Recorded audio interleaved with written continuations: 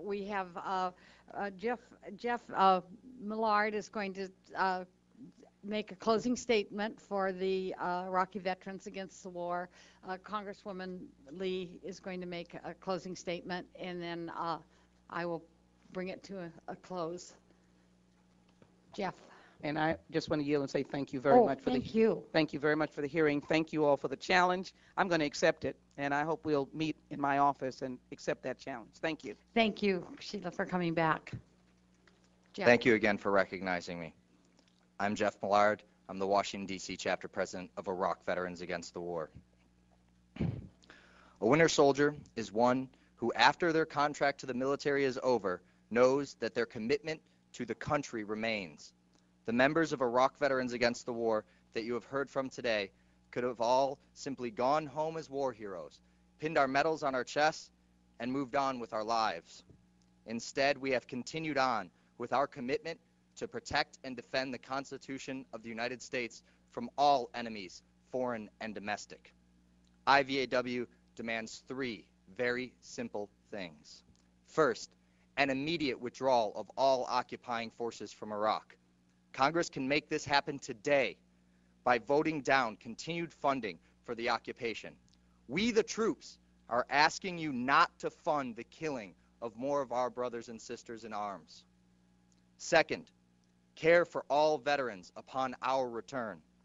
Congress can start to make this happen today by passing a new GI Bill. Third, reparations for the Iraqi people. Congress has yet to pass any bill that would make this happen, but I have the utmost confidence that the legislators before us today will make this happen, not only for the Iraqi people, but for the soul of America. In the 1970s, Vietnam Veterans Against the War had no greater supporter on the Hill than Al Lowenstein. Today, Iraq Veterans Against the War have no greater supporters than the triad of Woolsey, Lee, and Waters. In the 1970s, VVAW helped to lead a GI resistance that was the driving force to ending that occupation.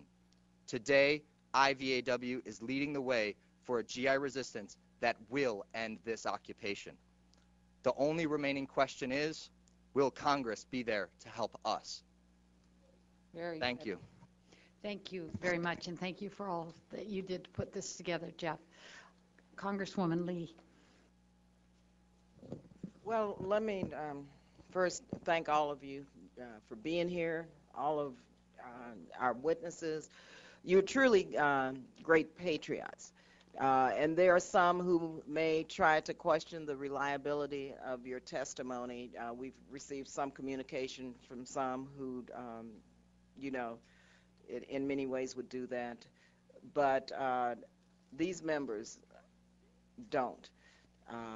We appreciate your courage, and we appreciate your moving forward to try to make sure that we do end this occupation of Iraq. And this is a moment, and again, I have to say that I'm pleased that the press is here, because your voices have really not been heard during this entire war and occupation. And this is, I think, a very historic moment for the country and for the world. I have to go back to what Congressman Payne said, just in terms of history.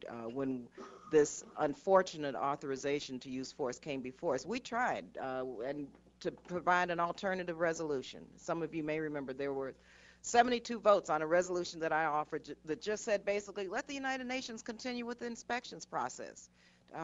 That would have determined that there were no weapons of mass destruction. We knew that. 72 votes. 4,000 of our young men and women have died. 30,000 plus have been injured. Countless Iraqi civilians. That could have been prevented. I want to, and you all have so eloquently described, and I know it's been very painful for you. It's been very painful for us here. It's been very sad, it's sorrowful, and it's difficult. As you described the dehumanization process that you were put through and the effects of this dehumanization process.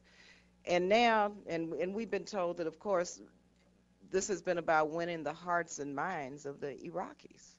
the hearts and minds of the Iraqis by doing what you were instructed to do. So I must ask you a couple of things with regard to our own national security. Given what has taken place, what do you think about how safe America is now versus before, first of all? Secondly, I know over 60% of the American people, very recently, in fact, still believe that there was a connection between Al-Qaeda and 9/11 and Saddam Hussein and Iraq. I don't know how you feel, what you believe, what was told in terms of the military, how, the perception from your point of view. So I'd like to hear your response to that. And finally, I would just like to say to you that I hope you will continue to come to Capitol Hill, continue to be here, continue to talk to your members of Congress. We should have had the entire Democratic and Republican caucus here today, coming in and out, at least, given what's taking place on the floor. But every member should have come here if they really want to hear the truth. And so I hope and encourage you to continue with your efforts, because it's going to be, your voices, the real voices, those who have served, those who have paid oftentimes the supreme price, to end this with us. And certainly these members will continue and forge forward. And I hope today that we'll have a strong vote against this funding. I hope that we can show you that this Congress is moving forward, even though we may not get all of the votes we need. But I just hope and I pray, and I'm going to continue to work to make sure that we get the strongest vote that we can against the continuation of this funding of this occupation. Thank you, and I'd like to yield now to any of you who would like to answer If I may? a couple of questions. Quickie. Having been to Afghanistan and having had to search for Al-Qaeda, Taliban, and Osama bin Laden, I would say that we might as well start searching Guam or Puerto Rico, someplace small, because let me tell you, Afghanistan is one really vast place. Now, jumping to Iraq, every time the Iraqi military comes into contact with a hostile force, when they kill them, it is written up on most blogs as they're killing militants. Every time an American force operates in and around the area of Iraq and they meet with resistance, they are actually taking out Al-Qaeda or insurgents. And I think that we need to clarify exactly what we're killing over there exactly. As far as the national security of here in America, we are at no greater risk now today from our own government than ever before. Yeah, I could concur with that. I believe in the national intelligence estimate that says that between 5 and 10 years from now, an American city will go bye-bye. And I'm not a doomsday person.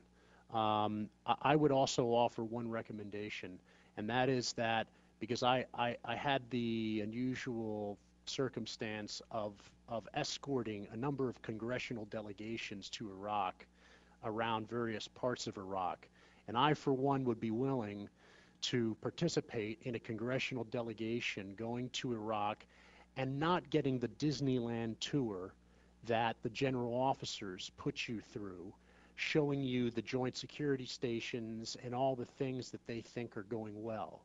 I'm prepared to take you and a number of others, I and others are prepared to take you on the real situation, on the real, having patrolled the mean streets of Iraq for a couple of years, to take you on a real tour of what Iraq is. I can only testify from my experience that it is clear we have made more enemies. But it should be clear to all Americans that the greatest threat to American security is the current corruption of our government.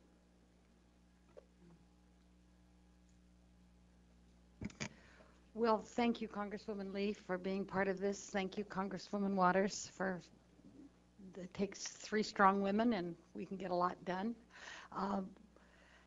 Thank all of my colleagues who came today. Yes, there should have been more, but those who came cared, and that doesn't mean those many who weren't here don't care, believe me. We were down on the floor for the votes, and there was a lot of reasons why I started to say excuses, reasons why our colleagues weren't here, but we told them they were really missing something important.